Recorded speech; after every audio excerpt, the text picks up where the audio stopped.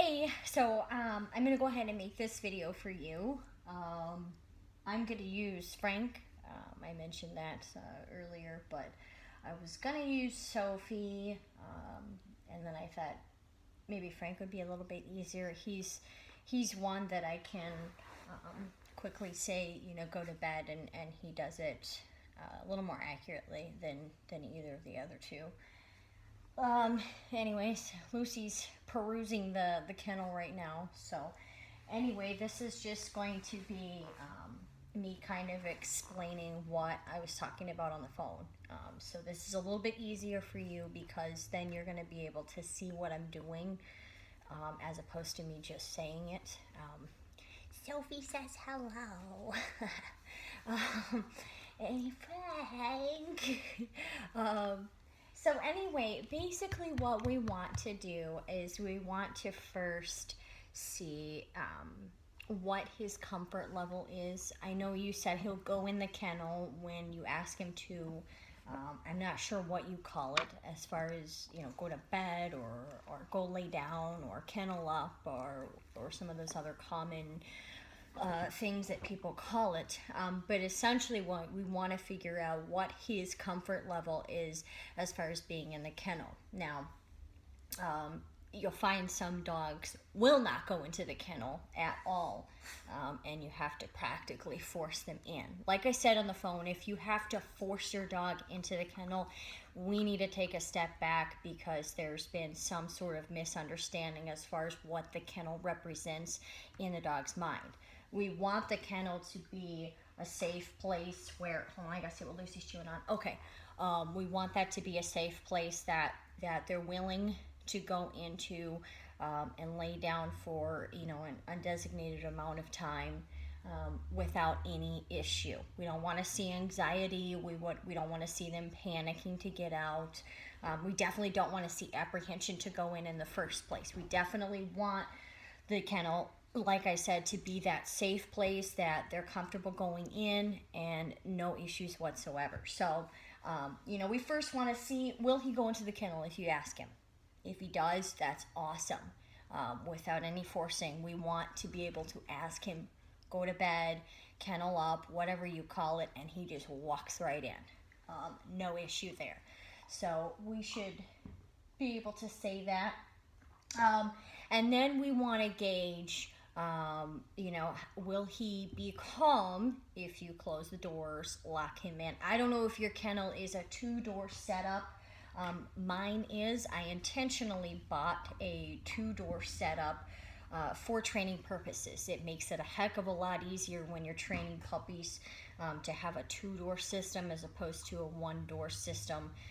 They're less likely to feel claustrophobic, trapped, etc., etc. It's easier to gain a positive association with the kennel, in the beginning training when you have that 2-door system. So I'm going to move around here a little bit so you can kind of see. Sophie, you are right on my feet, seriously. Suddenly everybody wants to peruse the kennel as if they've never seen it before, but I hope you can see here, this is a threshold here, and then there's one on the side. So it's a 2-door setup. You don't have to have it, but it's nice when we're first beginning with that positive association with the kennel. So go over there and play. Anyway, so I should be able to say kennel up, go to bed, whatever you call it, and then the dog should go in there without any apprehension. We're going to skip the part about how to get them to go into the kennel, the luring process, all of that, because your dog is not a puppy and my dog is not a puppy. We don't even need to go over that. We don't have that issue. So I should be able to say, Frank, go to bed. Don't do it on the video, you silly boy. Papa, go to bed.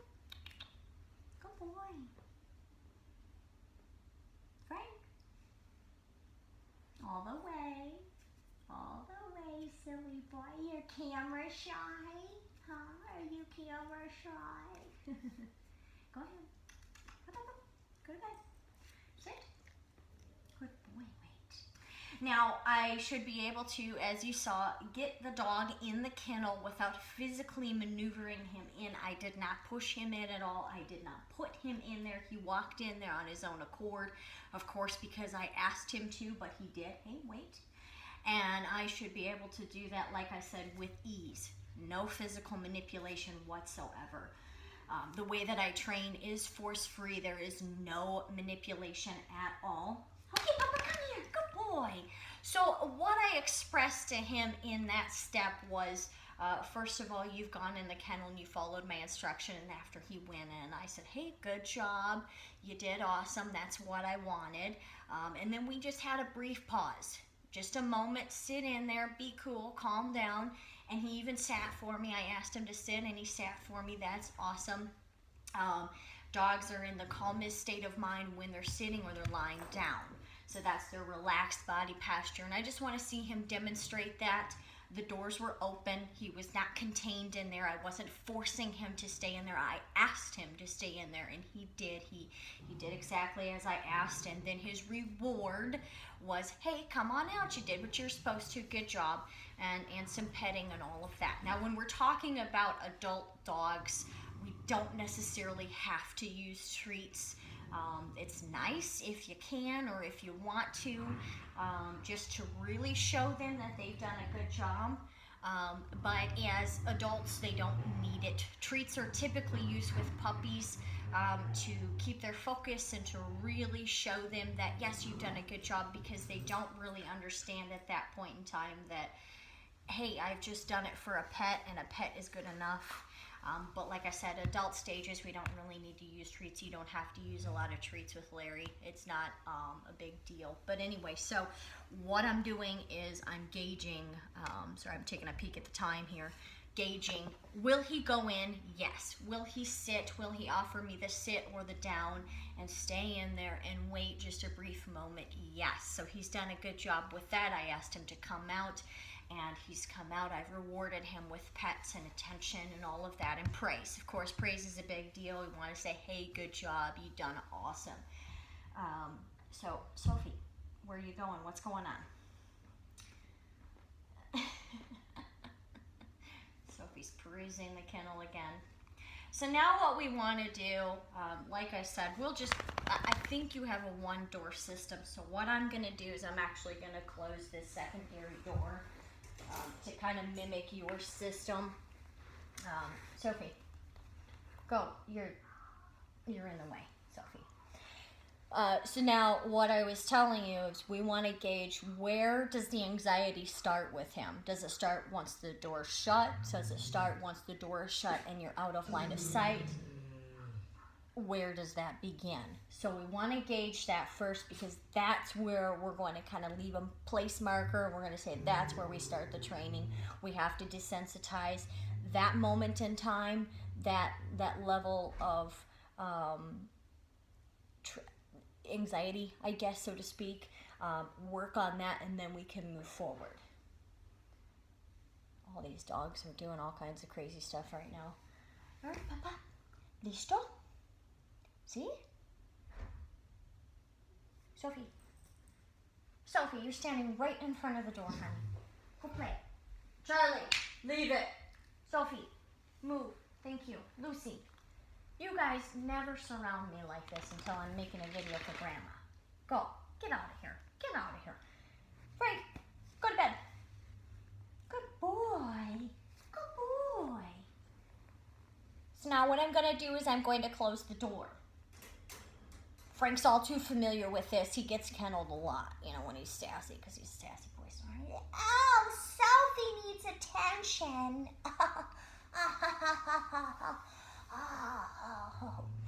So Frank is standing up. You can't see that because Sophie's in the way.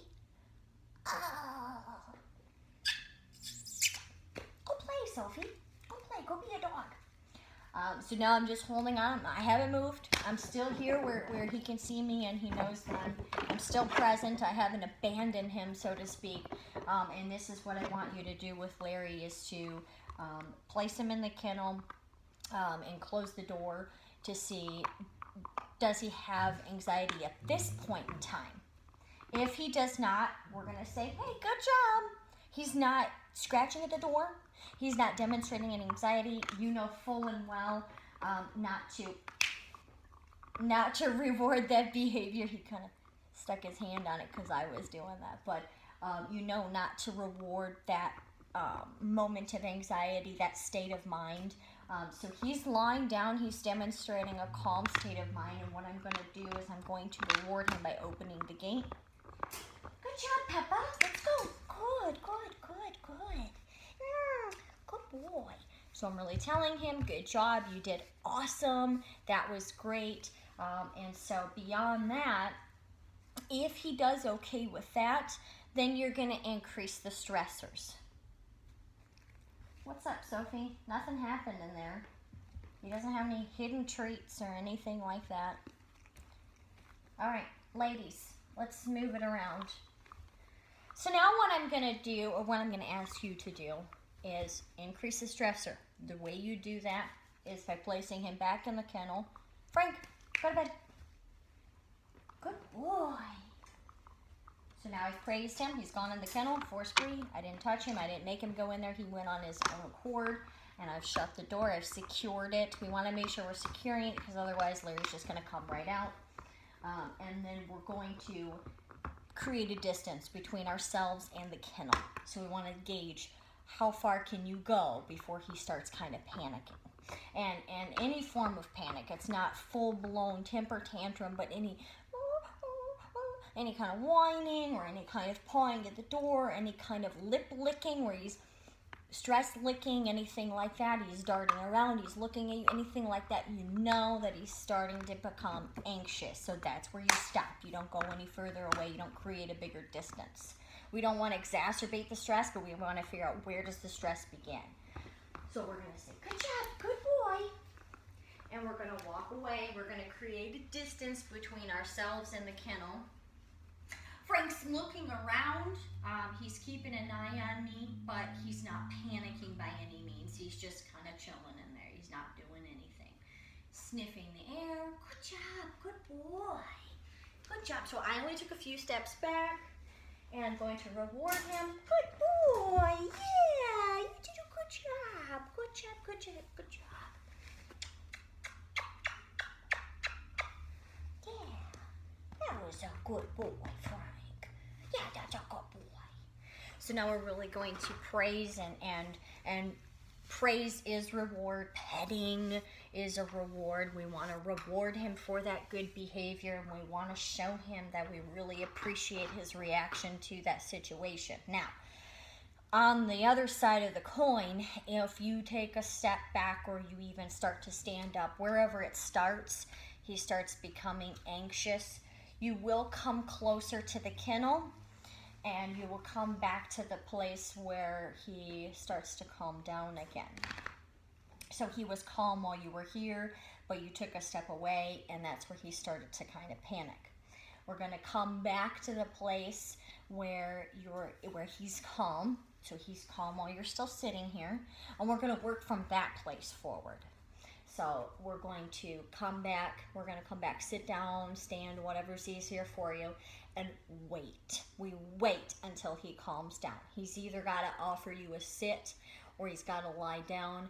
I don't care what. You use your gut instinct. When you start to see him calm down, you'll know it, and that's where you say, good boy, good job, and you're going to open the kennel and let him come out. But we want to wait until he's in that calm state of mind. So that's what I would have you work on in the very beginning. This video is breaching on 15 minutes here, so I'm going to go ahead and cut it here just to see what you think and give you a chance to try to see if taking a step back from the kennel, you see any anxiety with him at all. If you don't, then I'll go ahead and make some more follow-up videos on what to do next moving forward, but that's your starting place, are those steps. So have him go in the kennel. If he goes in willingly, that's great, and then we're going to start by closing the door, but you're not going anywhere. You're just staying there. We want to see if any anxiety happens. Just a few brief seconds. We're not going to leave him in there for extended period of time. Now, like I said, if he's panicking as you close the door, that's where we've got to start. We can't even close the door yet. We've got to work on getting him in there and having him sit with the door open, having him wait. We need him to demonstrate patience in that moment and become okay with that. Then he'll become okay with the door coming closed. We're not securing it. If he's not demonstrating anxiety, open it back up. Good boy, good job. And then we're going to get to the point where we're able to close the door, latch it for a brief moment. If he's not demonstrating any anxiety, quickly open it back up, let him out. Good job, good boy. So we're just baby steps. We're working up to that place where we can latch the door and he's fine. Then we can latch the door, he's fine. We take a step away, he's still fine, good. Now we're gonna start taking more steps away. Eventually we're gonna get out of line of sight and he's still okay. We're gonna praise it. So baby steps, we're working for him to be okay with a distance between you, with you being out of sight, the door is shut, he's in there, he's cool. And then eventually we're going to start going outside the house, coming back in, doing all these things, and I'll make those follow-up videos with each step. But just for right now, let's just gauge where the anxiety starts. If it doesn't start with you putting him in there, closing the door, taking a step back, let me know. But try that out for right now, and I will make, like I said, some follow-up videos. Love you.